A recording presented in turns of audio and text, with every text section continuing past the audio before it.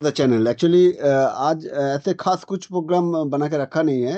आज just relax mood में रहना है। इसलिए इस सफ़र में मेरा सफ़र साथी मेरा बेटा सोमू, मेरा को राइडर सोमू एक्चुअली मेरे को बोला चलिए इस पहाड़ी रास्ते में थोड़ा बहुत घूम लेते हैं। तो हम भी बोला चलो ठीक है, कोई बात नहीं। पहाड़ी रास्ते में घूमने में तो अच्छा ही लगता है। तो चलो हम भी बहुत देर से तो इधर हम रह चुके हैं, काम भी कर चुका हूँ। तो इसलिए बोला जो चलो एक बार घूम के देखते हैं। पहाड़ी रास्ते में बाइक ड्राइव करना तो एक बहुत ही एक्साइटिंग होता है। इसलिए निकल पड़े हम दोनों आज इस पहाड़ी रास्ते का खूबसूरती देखने के लिए।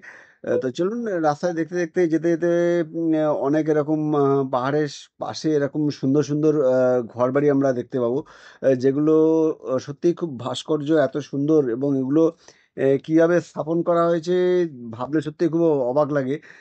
যে কারণ এত সুন্দর ইঞ্জিনিয়ারিং প্রযুক্তি এখানে ইউজ করা হয়েছে যে পাহাড়ের ঢালে এরকম ধরনের বাড়ি তৈরি করা হয়েছে। এই বাড়িগুলো দেখতে খুব সুন্দর এবং সব থেকে खासियत ये सब घर का जो है ये बहुत पेड़ पौधा लगा हुआ है, इसलिए लगाता है कि खास किसी का नज़र ना लग जाए इस घर पर। क्योंकि रेनी सीजन में क्या होता है ना, ये सब घर में पहाड़ में बहुत सारा लैंडस्लाइड होता है। लैंडस्लाइड के कारण क्या होता है, ये सब घर जो है पहाड़ के खाद में खाड़ी में जो घर बनाया जाता है, ये सब घर में टूट जाता है। तो इसलिए एक्चुअली किसी का नज़र ना लग जाए, इसलिए ये सब घर बाड़ी को ऐसे ही बना के रखा जाता है। तो इसलिए हम दोनों आज निकल पड़े हैं, जो जहाँ मन चाहेगा, जहाँ जाना है वहाँ देखने के लिए हम दोनों যাওঙ্গা। তো চলিয়ে আমার সাথে দেখতে রহিয়ে। এই দেখুন এখানে আশেপাশের পাহাড়ি সৌন্দর্য সত্যিই খুব দেখতে খুব ভালো লাগে। এবং হ্যাঁ, আমাদের এই দার্জিলিং পাহাড়ের সবথেকে বড় বৈশিষ্ট্য তো জানেনই। এবার পাহাড়টা খুব প্রাণবন্ত মনে হয়, তার কারণ হচ্ছে এখানে পাহাড়ের গায়ে প্রচুর গাছ আছে এবং তার জন্য হয় কি সমস্ত পাহাড়টাকে পুরো সবুজ একদম দেখতে লাগে। এবং দুপাশে একদম পাইন গাছ এত সুন্দরভাবে আপনি হয়ে রয়েছে যে দেখে যেন মনে হয় একদম সুন্দরভাবে কেউ আপনার জন্য একটা গার্ডেন রেডি করে রেখেছে এবং আপনি সেই গার্ডেনের মধ্যে দিয়ে হেঁটে হেঁটে বা আপনি সেই গার্ডেনের মধ্যে দিয়ে গাড়ি চালিয়ে যাচ্ছেন। তো এই জায়গাটা সত্যিই খুব ভালো জায়গা। এবং আমরা যত পাহাড়ি জায়গা ভিজিট করেছি, আমাদের प्रैक्टिकली সবথেকে যদি ভালো বলতে পারেন তো আমাদের सबसे अच्छा लगता है ये हम लोगों का दार्जिलिंग का हिल। ये हिल स्टेशन सही में बहुत बढ़िया है, क्योंकि इस हिल स्टेशन में ज़्यादा गर्मी के समय शायद 10-15 दिन ज़्यादा गर्मी रहता है। बाकी का समय यहाँ कलकत्ता में शीत रहने का सर्दी के मौसम में जैसा हल्का हल्का ठंडा जब रहता है, उसी का माफिक वेदर या दार्जिलिंग में रहता है। तो यही देखने के लिए हम दोनों आया था। आ जाता हूँ हर साल।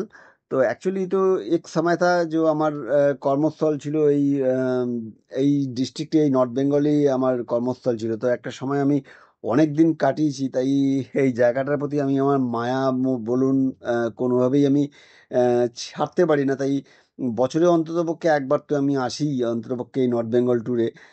বিশেষ করে এই দার্জিলিং আ আ আসি অতি অবশ্যই।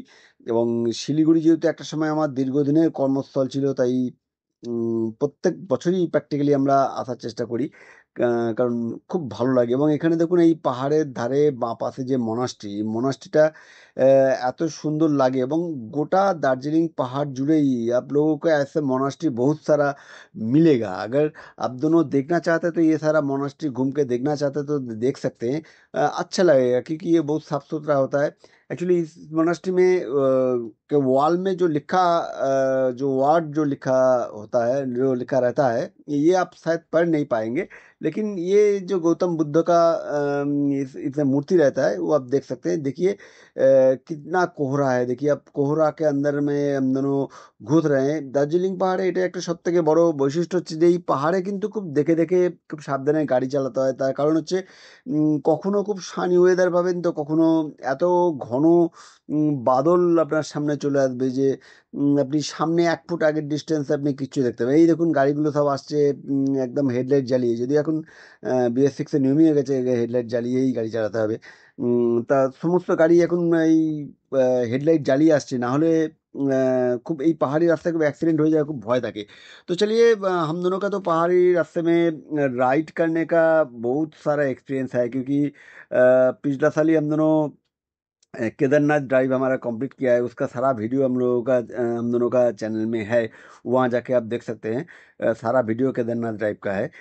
तो एक्चुअली ये एक्सपीरियंस है बोल के ही हम दोनों ये रिस्क लेके यहाँ दार्जिलिंग में आ जाते हैं, लेकिन हम सब आपको ये सजेस्ट करते हैं कभी बरसात के सीजन में दार्जिलिंग का हिल में मत आइए, क्योंकि ये समय সবাই সাধারণত বিশেষ করে দার্জিলিংয়ে যে সমস্ত হোটেল আছে এবং দার্জিলিংয়ে যে সমস্ত উম, আহ, দোকানপত্র আছে তারাও বারণ করে যে বর্ষার সময় দার্জিলিংয়ে আসবেন না। তার কারণ হচ্ছে এই সময় হয় কি পাহাড়ে প্রচুর ল্যান্ডস্লাইড হয়, এবং এই ল্যান্ডস্লাইড হওয়ার জন্য হয় কি প্রচুর রাস্তা বন্ধ থাকে।